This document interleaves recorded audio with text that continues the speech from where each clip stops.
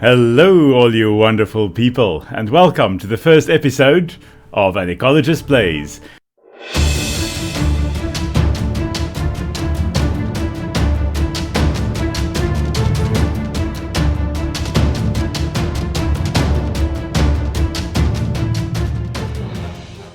Today we are starting with a playthrough of the amazing game Subnautica, which was made by Unknown Worlds Entertainment. So they published by them, and it takes place on an alien planet called 4546b, and we are going to delve into the ecology of this planet, looking at the organisms that are there as we progress in the story. So this is your spoiler warning.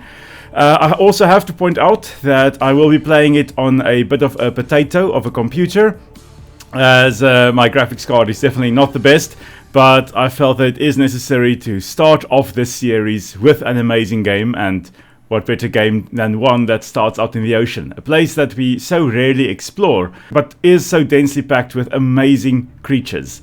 So whether we are on Earth or on an alien planet, life in the ocean really is amazing, and I think let's have a look and delve into the world of Subnautica. Attention. Failure imminent. All personnel abandon ship.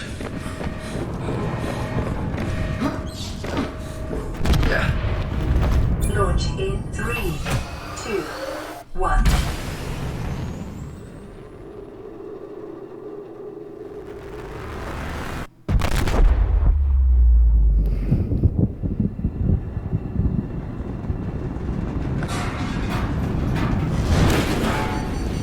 That's not good. Oh. Right, that's going to leave a mark. Okay.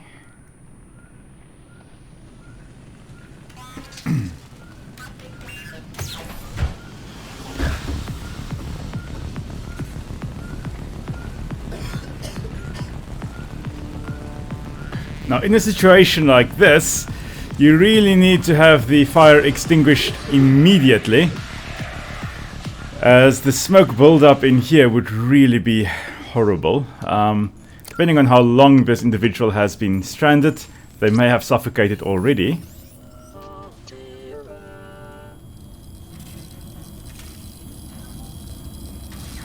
You have suffered minor head trauma. This is considered an optimal outcome. This PDA has now rebooted in emergency mode with one directive: to keep you alive on an alien world. Please refer to the databank for detailed survival advice. Good luck.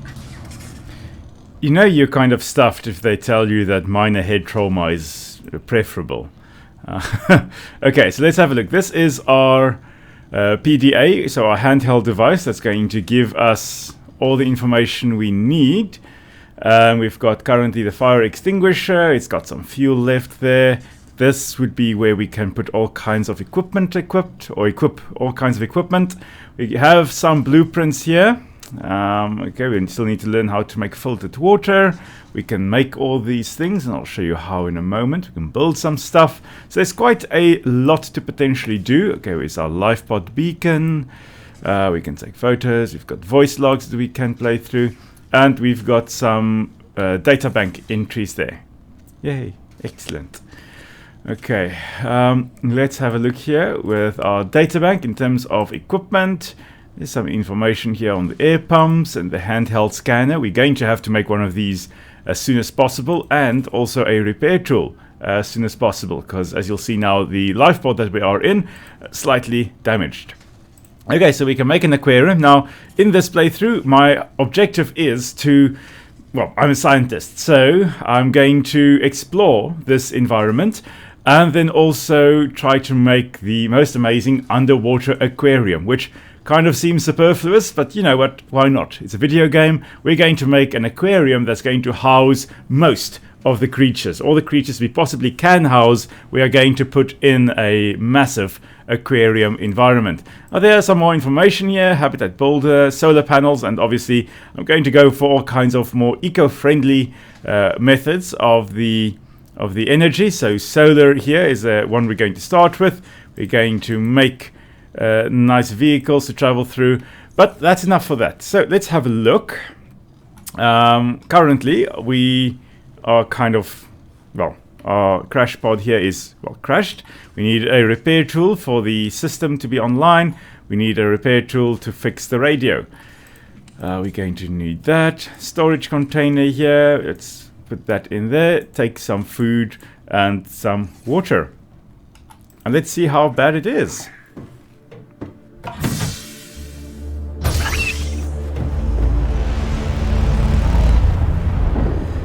Okay. Aurora suffered orbital hull failure. Cause unknown. 0 human life signs detected. Okay, so we are stranded alone. We've got, well, where we came from, the ship. We obviously got destroyed up there by something. We've crashed down. We've got a life pod, and that's all we can see. We can see some clouds on that side. There's some cloudy formations to that side as well. But apart from that, we are in the ocean, and there's, well, nothing around us except the water. So let's dive in. Now, I really love the underwater environment. It's such an alien place, and this game definitely manages to get the feeling right. I mean, I don't like swimming where I can't see the bottom, so if it's... Audio is amazing. Here's something a little bit in the distance. I don't like swimming if I can't see the bottom, so snorkeling is definitely one of my favorite things to do when I'm in the ocean. There's some explosive things there. So this really is a game that I thoroughly enjoy messing around in. That creature there we're going to have a look at in a moment. But we've got some salvage here, probably came from our ship or from previous ships that also got trapped on the isle on this planet. So we're going to make use of the metal salvage that we've got around. We've got to keep an eye on the left-hand side, left bottom, with our oxygen levels there. And this is one of only 2, I think, tips that we're going to get in the game. Break the limestone. So if we break it, then in this case we got copper. Is an essential component of all powered equipment. Your probability of survival has just increased to unlikely, but plausible. Unlikely but plausible. Okay. Thank you, lady. So, kelp beds, I'll talk about them probably in a future episode. But this is typically what kelp beds would look like. Now, of course, we've got an alien species of kelp over here that we are going to be looking at. And there's our first predator. We will be talking about them as well and go a little bit closer to them as this episode progresses, most likely. Let's harvest some of the cluster of the creep vine, the seed pods. Oh, oxygen. Let's not drown on the first episode. Although we really are very close to drowning there. Okay, deep breath. Let's head down. Now that's the thing, is I get so enamored by the environment that I tend to forget that I probably need to breathe. Now we are going to upgrade our tanks, our oxygen tanks, and be able to stay underwater a little bit longer. For now, this really is the beginning. We've got some metal salvage that we can get. We have some more limestone that we can break. We're going to scan through all of these things as we go along today. We really are just starting out our exploration here. This... Oh, I'm going to be out of oxygen soon. That little fish that we saw there is also one of my favorites. It is the cutest little thing, the hoverfish. But again... Life on this planet grows in unusually distinct and diverse ecological biomes. Further study recommended. Yes, further study is recommended, and we are going to do that future study. Definitely, that is what we are here for. Now, of course, we are here to do the story as well, but really we are actually here to be scientists. We are here to explore and to record everything we possibly can. Acid mushrooms. I know a few people who would love these little guys. Oh, our inventory is full. Okay. Ooh. Explosive little gas there. That's a little burrito day, or the day after a burrito, I think, over there. Let's have a look. While we still have some power, let's see what we can do. So this fabricator here is basically the closest to magic we're going to get in this game. Instead of making it as realistic as possible, this game solves the problem of how we're going to get resources by giving us a magical tool that just kind of breaks the metal salvage down into titanium, or things into the basic components. And yeah, that's basically it. So we don't have to worry about the science of all of this. It takes the materials, it breaks it, it recomposes it, and then we have things. Okay, so we're going to use the seed clusters there, the creepvine clusters, to make some silicone rubber, which is also going to be very, very useful. Now, looking at what we can make a survival knife already. We are going to go for a scanner, so let's make a battery, 2 acid mushrooms and 1 copper ore. And the game is telling us to eat something. New blueprint acquired. Eating something, generally very good advice. Let's make some lubricant in the meantime. Lubricant is essential in construction of vehicles and power plants. And that we are still going to do. We're going to make all the vehicles we possibly can in this series. Let's make a scanner. Okay, 1 titanium, 1 battery. Okay, easy peasy. The scanner can be used to synthesize blueprints from salvage technology and to record alien biological data. Completely forgot that I wanted to make the knife, so let's make a survival knife. Weapons were removed from standard survival blueprints following the massacre on Abraxas Prime. The knife remains the only exception. Now, that is something unusual about this game. We are not even going to have the opportunity to kill the things that threaten us, the massive things. We are just going to have to run away. That's going to be the basic strategy, and that's something we are definitely going to be doing quite a lot, running away from anything that's dangerous. So we've got a moon up there. We have another moon over here, moving quite quickly through the sky. Now, with a moon this size, I'm not sure. I think the tides would be quite hectic. And I think it went dark quite quickly, so this may be a solar eclipse that we are witnessing. We're just going to wait for that to pass, because it's night and it's very difficult to actually see anything down here. So I'm just going to give this a moment and wait for the either nighttime or the eclipse to pass. Okay, so it seems it's not an eclipse, it is actually nighttime, and that's... Instead of waiting around for that, let's go into the dark. Okay, it seems I cannot change the brightness to make it a little bit brighter, so you guys are going to see exactly what I see when we dive into this very murky environment. And look at that.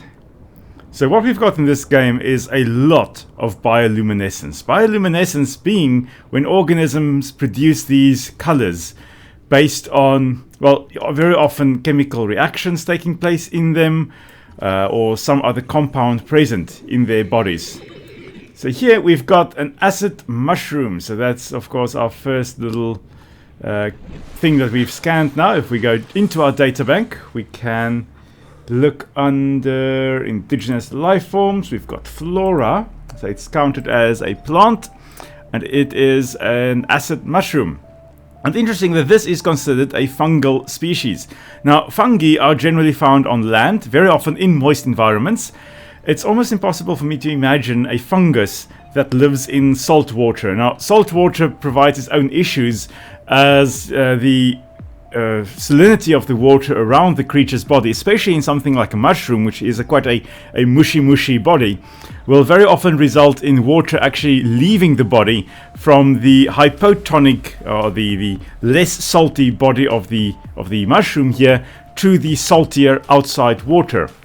So that's probably actually quite a bit of a problem. So in this case, the mushroom here contains highly acidic compounds which leach into the water if the outer skin is penetrated. Now that's something that you'll find very often with a lot of species, not necessarily in the game here, but overall, is that if you've got a species that doesn't want to be eaten, they will use chemical defense, very often either toxins, or in this case, a compound that burns the flesh of a creature that tries to bite it. So we'll have to keep an eye on that. So it's not clear whether which predator species necessitated such an extreme countermeasure, but the acid mushroom's numbers suggest it has successfully deterred most of them. It's inedible, and the acid has applications in battery fabrication, as we have used it. We've used it for batteries, so that's wonderful.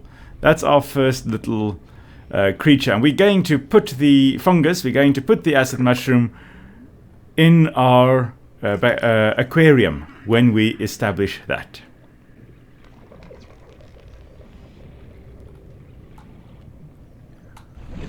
Okay, so daytime is coming around, sun is rising, and it's going to become a little bit lighter under here. Now, bioluminescence in creatures are usually a way of either attracting partners or attracting food. Creature discovered. Hello. Alien life forms may have unexpected applications. Utilizing alien resources is a proven survival strategy, detecting increased local radiation levels. Trend is consistent with damage to the Aurora's drive core, sustained during planet fall. Okay, so that's quite a bit of information there. First of all, we can... first of all, we've got a problem there with the drive core. This is the other tip that the game will give you, is cut the creepvine with a knife. We found this little guy, which is a new creature. It's known as a bladderfish. Let's have a look here. Let's scan you for science. Come on. Hover a bit. There we go. Okay, now we're going to take you home with us. Now, I'm not sure how we are storing these little guys, but we are keeping them alive in our inventory. If we go in here into our inventory, they're still alive. They're not dead. So I just see myself with a bit of a plastic bag there, grabbing it and then holding on to it. But let's read the databank entry regarding our nice little herbivorous fish here. The bladderfish, the unusual herbivore, appears to be mostly defenseless and bears little resemblance to the other life forms around it. So it's probably a descendant from a creature that, there are no other living relatives around. Very often something that is closely related to something else will at least look in part like that other creature. So it's very different from anything else that is present on the planet.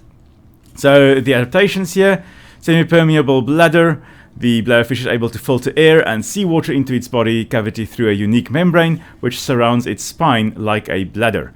This, and hence the name, I guess. This allows it to remove and consume organic particulates caught on the way and adjust its buoyancy. And then open-ended vascular tubing can be angled and contracted to pump out water and achieve low-velocity guided propulsion. Okay. Largely oblivious to threats and practically immobile at night. Good to know.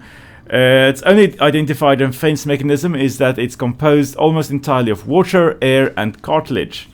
It's edible. Oxygen may be retrieved from the bladder and added to tanks on consumption. Membrane has applications as natural water filter. So since we've got that as a natural water filter, let's now use the fish to make some filtered water. Now in this game, anything that you can catch can be used to some extent, either cooked or in this case now made into water that we can drink. So we are going to be living off the land as it is. We also have a basic new material, fiber mesh, that we are now able to make based on the kelp that we collected.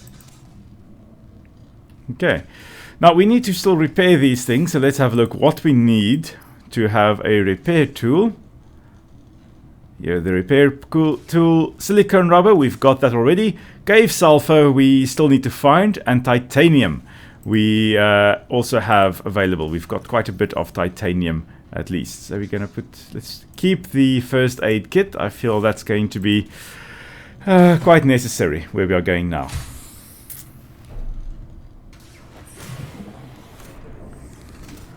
Oh, I love this game. Okay, so our next major thing we need to do, first let's get a little bit faster in the water. Let's get some fins. Now for fins, and let's get an O2 tank. So get more oxygen so we can stay underwater for a bit longer. We need 3 titanium for that. And for fins, we need 2 silicone rubber. So 3 titanium, 2 silicone rubber. And let's get a little bit more active underwater. Standard oxygen tank. Instead of 45 oxygen, we'll now have 75 seconds of oxygen. Acquired. The fabricator draws from available data to provide environment-appropriate equipment using locally available materials. For your safety, this setting cannot be overridden. Okay, so using things that are at our disposal, we have to try and survive. Now, when we made our oxygen tank, we also unlocked the high-capacity oxygen tank. We need 1 silver ore for that, 4 titanium, 2 glass, and the glass we make using quartz. So 2 quartz, so we'll need 4 quartz for that. And then we need the standard oxygen tank, which we have equipped now. So there it is in our equipment. So our quest now, find sulfur. Now it's called cave sulfur, so we're going to have a look, delve into the caves and hopefully not die in the process. Now caves are quite challenging sometimes, overall in life. There's another little bladderfish there. Let's go try and catch him. Come on, little one. Oh, overshoot him. Hello. Overall, caves can be quite challenging. It's very easy to get lost, obviously, in real life in caves. I have gone into very few caves. Generally also because I am claustrophobic. And in this game, I have a little bit of thalassophobia. That little guy over there is what we are looking for. And this is probably the thing that kills most people. Because it does that. It is self-destructive. And it's known as the crash fish. Now that thing didn't even crash into me, but yet it still exploded. Let's just have a look. No other ones here. There's one there. Look. Is it not? There it is. Hello. Oh no no no no no no no no no no no no no. Ooh. Okay, so it's taken away some of my health. No no no no no. Things going a little bit wrong there. So let's just heal ourselves a bit with the health kit that we've got.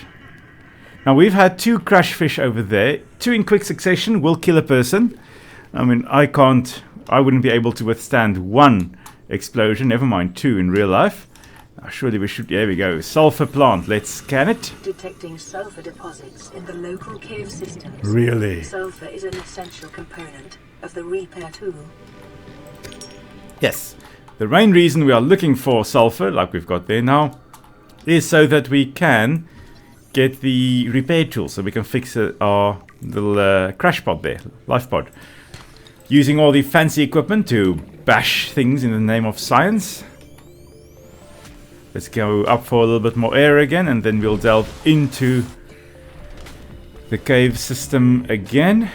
Trying to get as much as we can of things that we can't find outside. Ooh, shuttle bugs. Let's scan them, and we'll read up a little bit more about them a little bit later. Veined nettle, we'll scan you as well.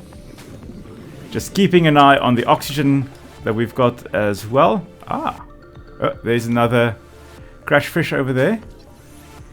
Let's just scan the sandstone. Silver-based wiring kits are an essential component of many habitat modules. And lead. Okay, now there's another crash fish there. We could try to get his attention. Come on, little guy. I'm just going to swim through. Oof. It still got me. Okay.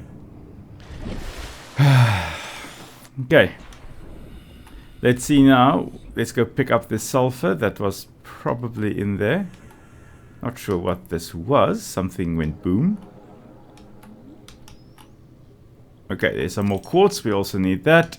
And let's pick up the cave sulfur. Okay, so now we've got quite a bit of cave sulfur. That's good. Creature egg. We'll keep that as well. Titanium. Let's get some acid mushrooms as well.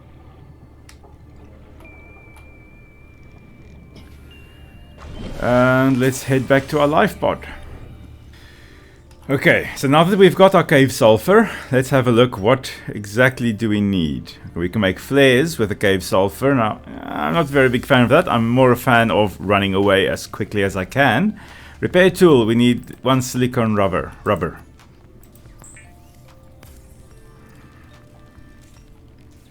Okay, now that we've got our repair tool, let's get to fixing. Lifepod secondary systems online. Running full environment diagnostic and outputting results to databank. This is Aurora. Distress signal received.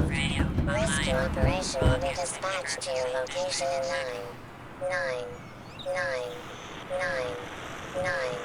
hours. Continue to monitor for emergency transmissions from other life pods.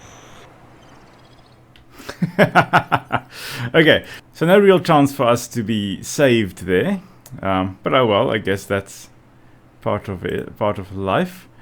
Let's have a look. We need to build a habitat builder so we can start with our little aquarium that we're going to make. Now we need a computer chip, a wiring kit, and a battery. The wiring kit is going to be a little bit easier because that's just 2 silver. The computer chip is going to be a little bit more challenging. It's going to be... We've got gold. Okay, we need 2 copper for the copper wire. And then we need table coral samples. Now that's quite easy to get. But let's have a look. Okay, so here's our table coral.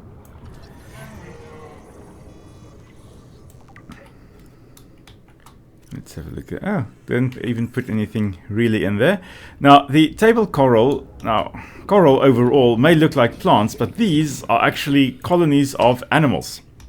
So, coral are very weird. They're related to anemones, or anemones. And, yeah, they're actually animals rather than plants. They are colonies of animals that... Yeah, basically form polyps, they form buds, and in this case now they form this shelf-like structure that we now call the table coral. Now, okay, so we've got the table coral, we've got 1 gold, we still need copper for the copper wire, and that we'll get from titanium. Ooh, big cave. Titanium, not what we're looking for. Ah, copper. Copper ore, that's what we're looking for. More titanium. Hello. Let's see, who are you? Gary Fish. Come on. 30 seconds. Are you named after Gary from SpongeBob? Does that mean SpongeBob exists in this reality? In this world?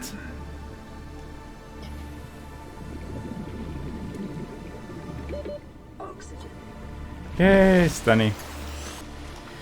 Okay, so we made it back. Now, I want to go back into that massive cave that we found. There we go.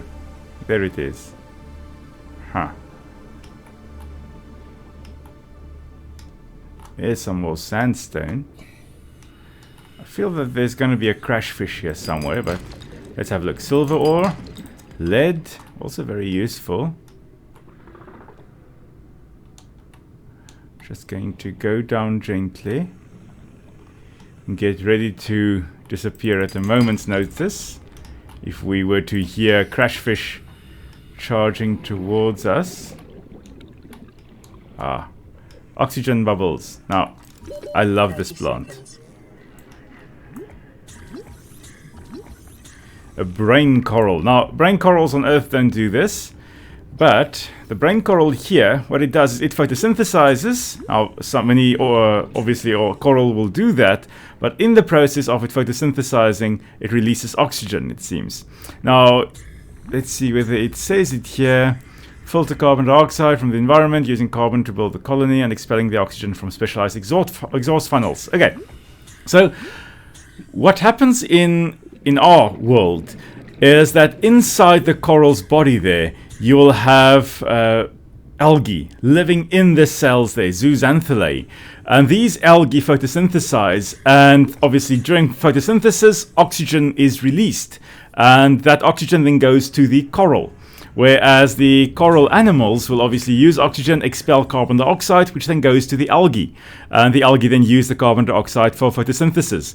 The algae also produce sugars, which then will go to the coral to keep the organism alive, whereas the coral will also provide the structure for the algae to live.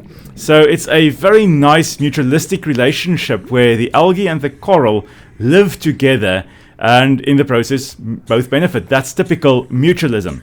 And in this case, they've just taken that photosynthesis part a little bit to the extreme here, because we need a way in order to get oxygen without having to go to the surface, by giving us brain coral as a way of getting oxygen with these massive oxygen bubbles. And they explain it by saying it originates from these funnels in the structure of the brain coral. And I find this quite amazing. It's an amazing way to include something that, well, corals will do into this game. I love it. Let's see. Get some quartz. There's another limestone. Ooh, there's some sandstone there. Copper.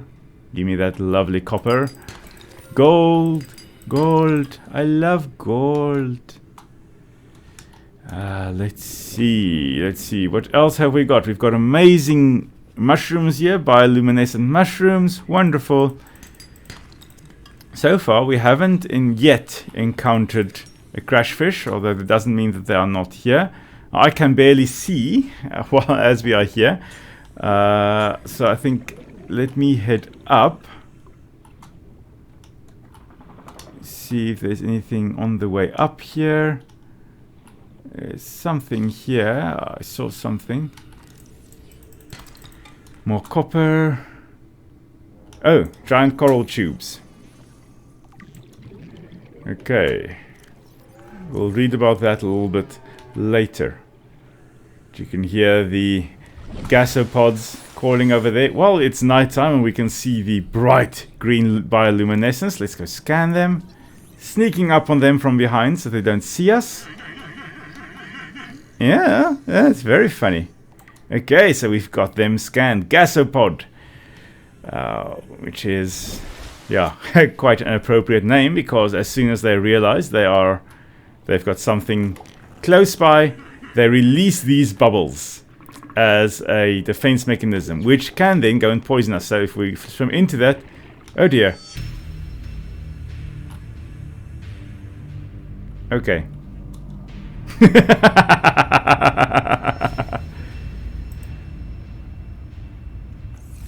Lost some belongings. Yay. Okay. So we know that we died here somewhere. Okay, so on that note, don't do things for science, kids. You will end up dying. Okay, so I died over here, which means that there we go. There are all my belongings. It just dropped down to the floor there. Now I'm going to try and not swim into the gasopods things again. Gas bubbles. There they go. Okay, so let's not do that again, eh? Whoa. Come on. No, Mr. Gasopod, stop doing that. Now we thankfully bounce back quite quickly. Oh, yes, okay. Now we thankfully our health recovers quite quickly. If we don't, stay in the gas cloud. Oh, he's back. Hello, Mr. Pod. Now, pod refers to foot, so I'm not sure why this is a gasopod, unless they, release the gas from their feet, which I find Very disturbing. Now in this game, when you die, as I just did, in this case from pure stupidity, you luckily don't lose everything. So I still had some of my things left. Generally, whatever you had on you when you last went into a habitat, that would still remain on you, but you lose, or everything that you collected since then will drop down onto the ocean floor. Now thankfully we were very close to where we respawned, so we could go and get that back quite quickly. But yeah, I think let's scan this guy first. Getting sidetracked here. A rabbit ray. I'll give you 2 guesses as to why it's called the rabbit ray. I mean, just look at that amazing little guy. Those beautiful ears. Where are you now? Come on. Hello. Ah, so cute. Okay. Oh. I wonder what this red button do. Receiving pre-recorded distress call, laying back. This is lifepod 3, uploading our coordinates. We're plugging some holes in our emergency Seaglide, so if we're late for the rendezvous, don't panic. Also, don't go home without us. Seriously. 3 out. Signal location uploaded to PDA. And let's make a habitat builder. 2 is designed to construct habitats capable of withstanding extreme environmental conditions. Caution. Continued degradation of the Aurora's drive core may result in a quantum detonation. Continuing to monitor.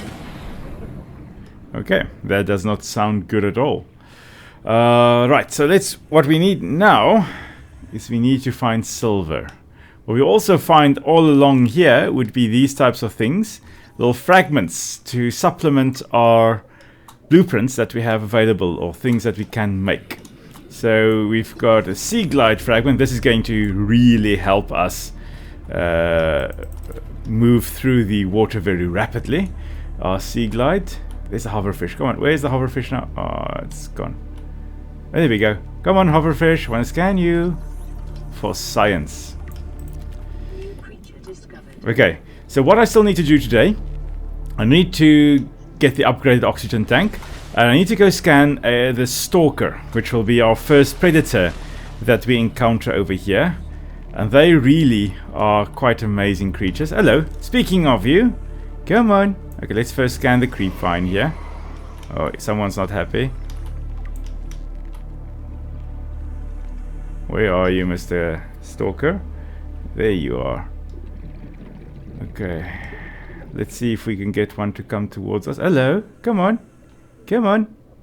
Now the important thing with predators overall is don't turn your back on them if you can help it. Okay, we're going to first go up for some more air, then we'll come back to the stalkers. So overall, always keep your eyes on the predator if at all possible. At least in Africa, that's the way it works. Don't run, you know, for example with lions and stuff, don't run away from them, because then you become food. And in this case, we are going to apply that logic while running away. We are going to move and look at them, as if we find them again. So let's get some more titanium here. Come on. Okay, so what we've got here, drooping stingers. Now this looks like something that's related to the Portuguese men of war, or the blue bottles, as we also call them around here.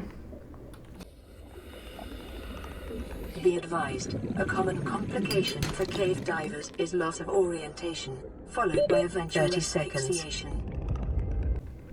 Oh, that through there is really a very deadly spot. Not sure whether you saw that, but there were 4 crash fish hiding in their little sulfur plants below there. So I'm not going into that area.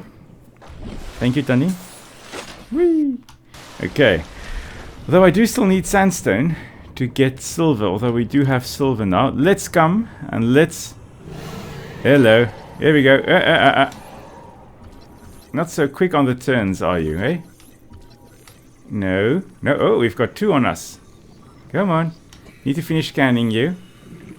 There we go. Gotcha. Ooh, quick little bite there.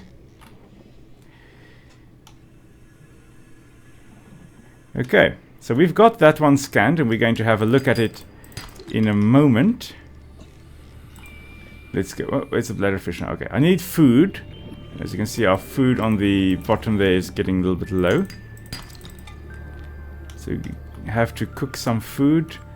This little guy will also be useful. New creature discovered. Oh yeah, haven't scanned him yet. Come on. Bladderfish, come on. Okay. Oxygen. I'm very athletic when it comes to jumping, apparently. More so than I am in real life. And let's head back to our escape pod. And then we'll quickly build, get our food and stuff ready. And then we'll see where we go from there. Okay, another message. This is lifepod 6. I have a passenger on board. Coordinates attached. We've landed a kilometer from the crash site, but there's radiation in between us and the rendezvous. Request immediate assistance. 6 out. Signal coordinates corrupted. Approximate transmission origin recorded to data bank. So let's see, we've got a high capacity oxygen tank that we will now be making. So instead of 75 seconds of oxygen, we will now have a lot more. 135 seconds. So we can now stay underwater for just over 2 minutes, which is going to be lovely.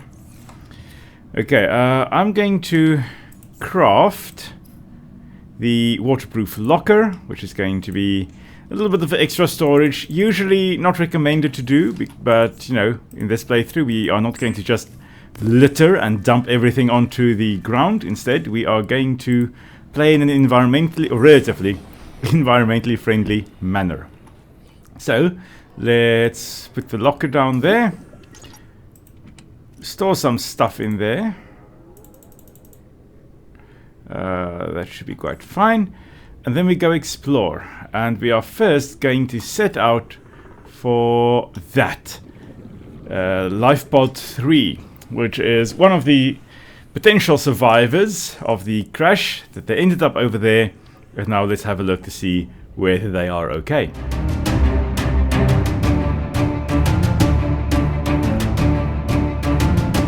So on the way here, I've just picked up some titanium fragments, scanned a bit of the mobile vehicle bay as well, and we have come across their lifepod, and it seems as though they didn't make it.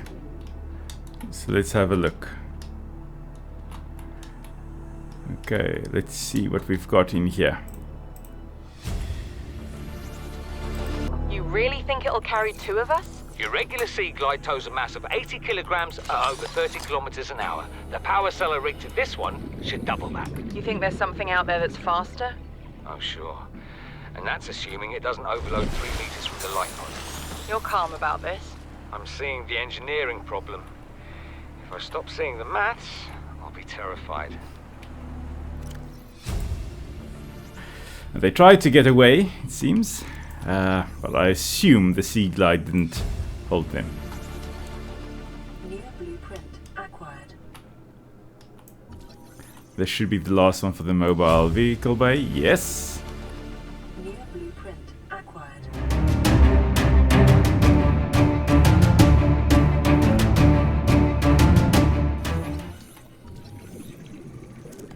Now scanning something that we already have gives us 2 titanium for the scan, and we've come across a part of the Aurora of the spaceship that's over here. Unfortunately, we can't go in there because this needs a laser cutter in order to open it, and it's suddenly gotten very dark. I'm wondering whether this isn't perhaps a solar eclipse. Yes, this was a solar eclipse, as one of the massive moons around this planet has now is basically passing in front of the sun.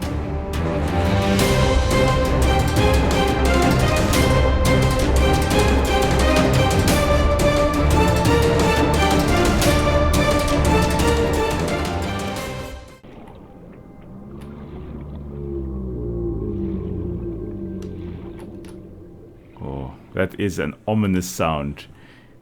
The first time you hear that, it's quite memorable.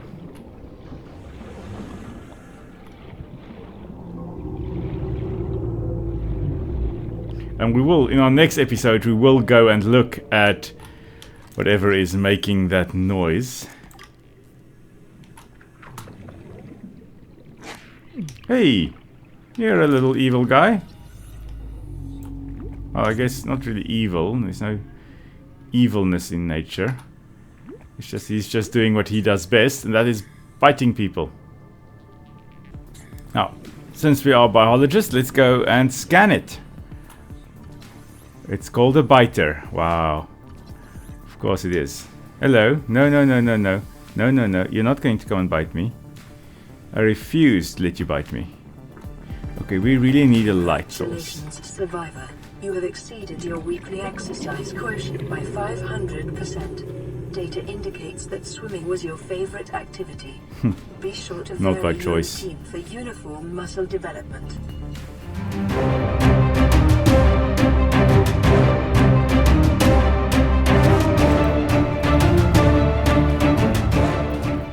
And while we're waiting for night to pass, let's have a look at the creatures that we have encountered thus far, that we've scanned. Now over here we know that we've got, there's some danger, as we've got potential Leviathan class predators, so these will be massive predators present on the planet. It's an oxygen and nitrogen atmosphere, very similar to Earth in that case. Extensive biodiversity, obviously similar to Earth as well. Water is contaminated with high levels of foreign bacteria. Oh dear. Let's have a look, see if we can pick up anything in us. Self-scan complete. Huh. Vital signs normal. Nothing wrong. Continuing to monitor. Okay, so that's no problem there. And the planet is beyond Federation space. Rescue is unlikely. Okay, so we're going to have to find a way off this planet ourselves. Now, limestone here will give us titanium and copper. It's actually quite interesting that we've got these outcrops forming on this planet where, it's in this case limestone. Now limestone would be calcium carbonate rich type of rock, so very often found in marine deposits.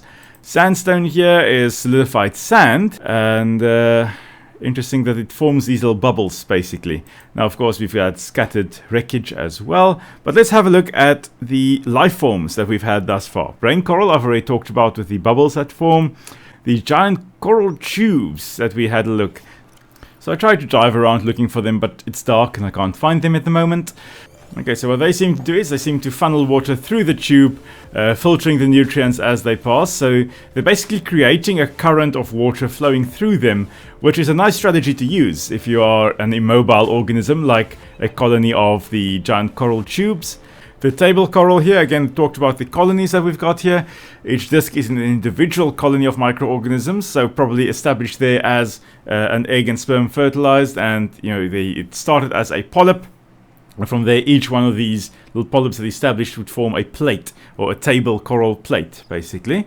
Filtering nutrients from the water. They're basically like little anemones. They've got little tentacles that would filter out any food particles coming past. Very often what you'll find is that organisms like barnacles on Earth will require a certain amount of light to do well. And they need certain movements of currents in order to do best as well. So when the young ones established, they are still mobile, but as soon as they actually attach onto the rocks, they are no longer mobile. And what you'll end up with then would be that they are stuck there where they are. So they initially, while they are still mobile larvae, microscopic little larvae, they find a spot that has the right amount of water movement past them and the right light conditions, preferably also a nice place in the rocks to attach, and anything else they may possibly need. So if we were to have a look, now that it's lighter again, let's go jump down there and have a look at where you'll find the table corals. Now, because they're table coral, you wouldn't find them on the sand here, as the sand would probably move along with the ocean currents. They will get covered quite easily, so they would attach on rocky outcrops like this. And same here. And as the PDA there says, they are in competition with one another. Now, this seems to be quite a good spot. There are quite a few that have established along here. Probably a nice bit of water movement coming through here. If there were no water movement, the little individual polyps that are on there, little anemone-like polyps, would have to work too hard in order to get food. They would have to wave the tentacles around trying to grab onto food. However, if there is water movement past them, they can just hold out the tentacles and grab the food particles as they come past. So this seems to be quite a good spot. However, the ones closest to the top here, they would get most sunlight. And the ones down here would get slightly less. Also keeping an eye on the top there, the 37 meters. I'll talk about that probably next time. But the deeper you are in the water, the less light will actually penetrate. The more difficult it would be for anything to photosynthesize. So the ones at the top here, remember the coral will have the photosynthesizing zooxanthellae algae in them. The ones on the top here, the algae will photosynthesize more easily. And as a result, they will produce more sugars, which will then go to the coral individuals to help them grow more quickly. So the ones at the top would most likely have faster growth rates than the ones which will be lower down due to lower light conditions that you'll find over there, and as a result the algae not photosynthesizing as well. So that's actually quite cool. If we look at the big colony that I can see way over there, let's just swim closer a bit. And if we look at the big colony here, this outcrop here would be a typical place where you would find them. Here we've got barnacles that have also established on the rocks here. Barnacles also being filter feeders, very often being in very close competition with one another, forming dense colonies. Let's just keep an eye on the gasopod. There we go. But in this case, you can see the table coral have also properly established all along this outcrop. Clearly a suitable place to actually establish. But the closer you are to the surface here, the easier it would be for the table coral to survive due to the algae photosynthesizing. So that's actually quite cool. Now what I wanted to do was I wanted to make a nice easier way to, or a nice easier transport mechanism, and that will be the Seaglide. That's going to be the thing that we create today. I'll do that well, at the end of this episode. We were also still looking at some of the other organisms here in terms of carnivores. There we go. The Stalker that we had. So these crocodilian creatures. Okay, so let's see what they say about the Stalkers. So the streamlined predator encountered in the kelp forest. So they are relatively habitat specific. They are in the kelp forests, so the creepvine forest. They lie in wait for prey, leaving the safety of the shallows to go and feed. Very often, kelp beds are very nutrient rich. We'll talk about why probably in the next episode. So the Stalker likely carved out this evolutionary niche as at the sweet spot between speed and size millions of years ago, and maybe one of the oldest species on the planet. They certainly look quite ancient and relatively primitive. Now, the niche that we're talking about here, this is a creature's role in the environment.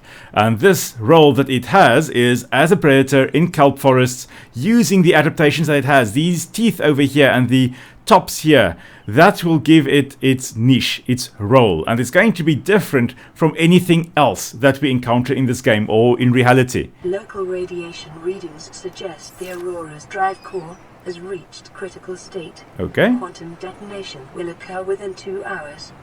Okay, so drama is about to happen in about 2 hours of the game. Any case, so the role, the niche an organism has to be different from anything else. Otherwise, it will end up competing too much with that creature, and that will result in one probably outcompeting the other. Looking at the adaptations of this creature, of the Stalker, the first thing would be the teeth. The Stalker's teeth are unusually hard and fast growing. Its elongated snout can deliver huge biting pressure to larger attackers, while also being used to reach small herbivores seeking refuge amongst the rocks. So this long snout here is obviously used to probe amongst the rock cracks to go and find something to feed on. Fish that are trying to hide. Many shark species will use this strategy as well. They've got a narrow little snout. They can go in between the rock cracks to try and get the fish hiding or sleeping over there. The night vision here, interesting. Retinal layering on the eyeball suggests adaptations for nighttime hunting. Now this you'll find in most nocturnal creatures, but also very often in creatures living in the deeper oceans. There's a specific reflective layer in the eye known as the tapetum lucidum. The tapetum lucidum roughly translates to painted carpet, and it's a layer in the retina, so at the back of the eye, there where the cones and rods are to detect light. What this tapetum lucidum does is, as light has passed through the cones and rods, it reflects it back into it. Instead of it being absorbed in the back of the eye, it gets reflected back and is absorbed, so anything that passes through will be bounced back and potentially be reabsorbed and picked up by the cones and the rods, enhancing eyesight of the creatures here in dim light conditions.